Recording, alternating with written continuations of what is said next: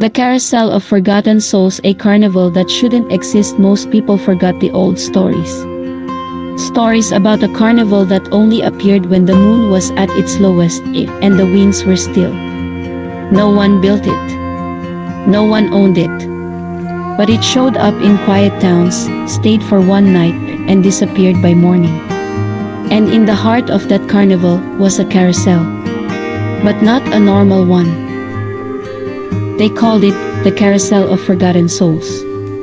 Some said it could show you your happiest memories. Others claimed it trapped your spirit forever. But no one really knew. Until a girl named Isla stepped into the carnival and found out for herself. The day it all began on a night like any other. Cold. Quiet. The kind of night where even the stars seem afraid to shine. Isla, just 13, stood at the edge of town, staring at the fog rolling over the hills. Her best friend had dared her to sneak out and visit the strange carnival that had appeared out of nowhere that day. Midnight, her friend whispered. That's when the magic begins. And so, Isla waited. And when the clock struck 12, she crept from her window, flashlight in hand, heart pounding. The carnival of silence. The carnival was silent. No laughter. No crowds. No colors.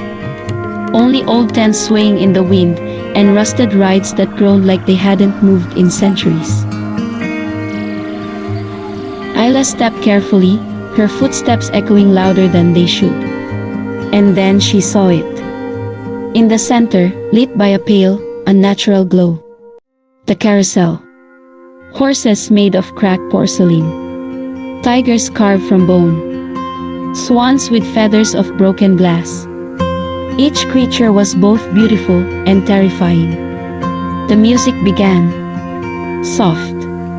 Haunting. A lullaby from a dream you almost remembered. And before she could stop herself, Isla stepped onto the ride and chose the silver wolf. The forgotten memory. The world blurred. The lights spun, the air grew cold, and the carnival vanished.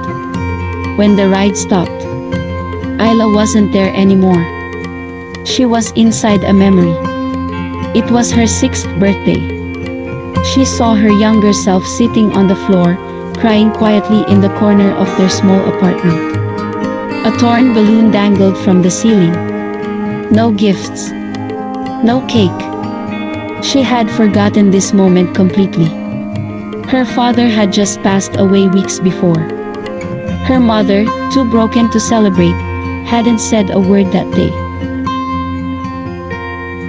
The younger Isla whispered, "Why didn't he come back?"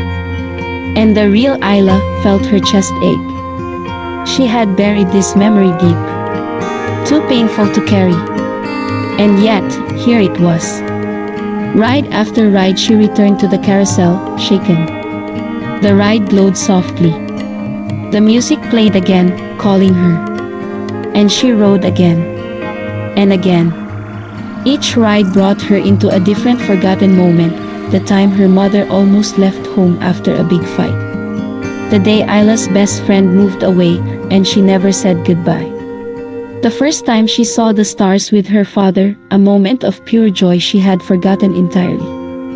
Some memories made her weep. Some made her laugh. Some made her feel whole again. But after each ride, Isla began to feel something strange. Like the present was slipping away. She couldn't remember what day it was. Or why she came. Or even her friend's name. The others, and then she saw them. Shadows. Figures on the ride, sitting silently on the animals. Children. Teenagers. Adults. Their faces blank. Their eyes hollow. Souls who had been riding too long. A boy stepped off a golden lion and walked toward her. He whispered, "I forgot who I was. I stayed too long trying to remember the past, and now, I don't know the present." Isla stepped back. She had to leave. Now. But the carousel turned again. The wolf's eyes glowed. The music grew louder, desperate. The ride wanted her to stay. A voice whispered in her mind, "You've seen your truth. One more ride and you'll remember everything.